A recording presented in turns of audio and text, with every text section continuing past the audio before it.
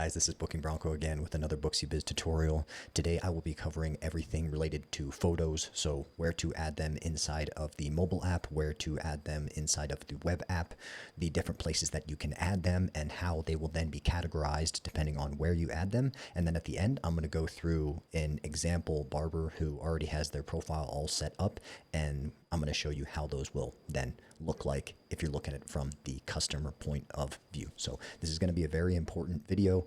Everything related to photos is going to be how you present your work. If you don't have good photos, it's going to be very hard to get clients. If you have really great photos, then it's going to be a lot easier to get clients through the door booking with you. So that being said, as always, full disclosure, I am a full-time employee of Booksy, but this YouTube channel is my own personal project and it's not affiliated with or sponsored by Booksy. So the views and opinions I express here are strictly my own and do not reflect the positions, views, or opinions of Booksy. That being said, let's get right into it. So I'm going to start off with the the mobile app first of all. So we're going to go, as we often do, bottom right profile. We're not going to go into settings yet, though. We will go into settings in just a little bit. But the first thing we're going to go to is actually staying inside of the profile page. You're going to scroll down until you come to portfolio.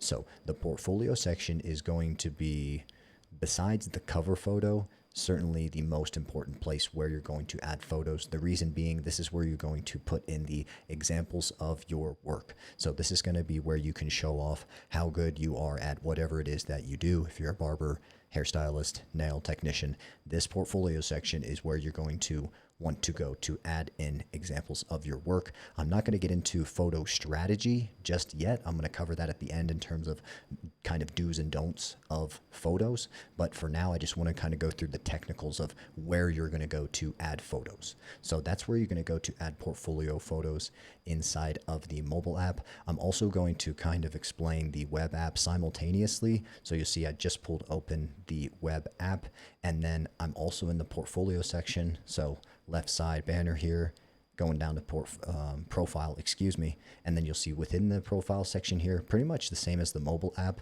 This upload from device is going to be the same idea. This will allow you to upload it directly from, in this case, it's the computer. 90% of the time, people are going to be adding it from their phone because they do have photos of their work on their phone. But if you are someone who likes to operate off of the computer, such as myself, and you do have photos saved on your computer, this can be a nice way to do it as well, just because there will be cropping options that are presented, which can be a little bit easier to do on the computer. Either way, though, at least you guys know now exactly where you're going to go to add portfolio photos, both in the mobile app and in the web app. I'm actually going to just keep going along the same lines with both of these presented.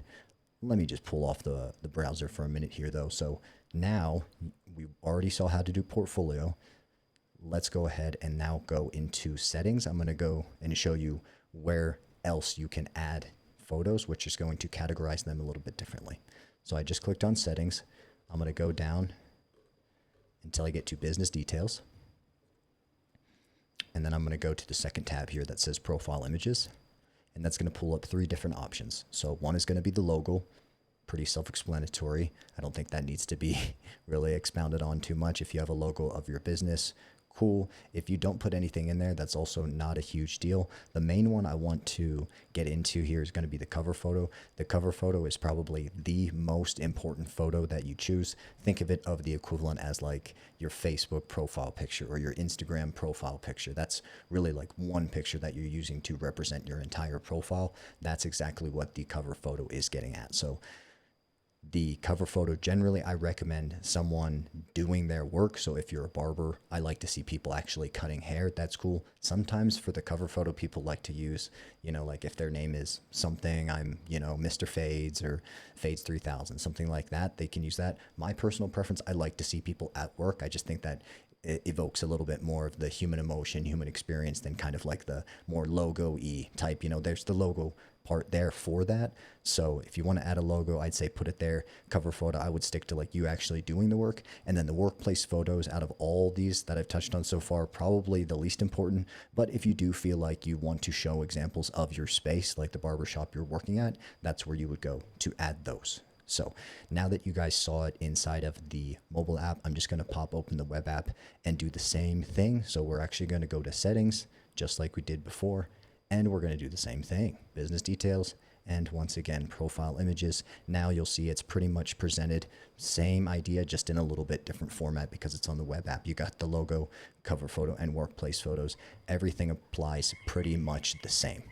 So now that we have a pretty good idea of what this is going to be looking at, both from a mobile app point of view and the web app point of view, I actually want to jump into an example barber, and that's going to show you guys what this is going to look like once all this stuff has been opened. So I'm just going to pull up only the browser for now, and I'm just going to jump over to Booksy. So Booksy.com, this is where, this is what it would look like from the customer point of view. I'm just going to go ahead and pick on these guys only because they were the first ones recommended. I do not know these guys, but you can obviously see they're a very well-established shop. They have a 5.0 rating, 384 reviews, so great job, flawless fades, guys.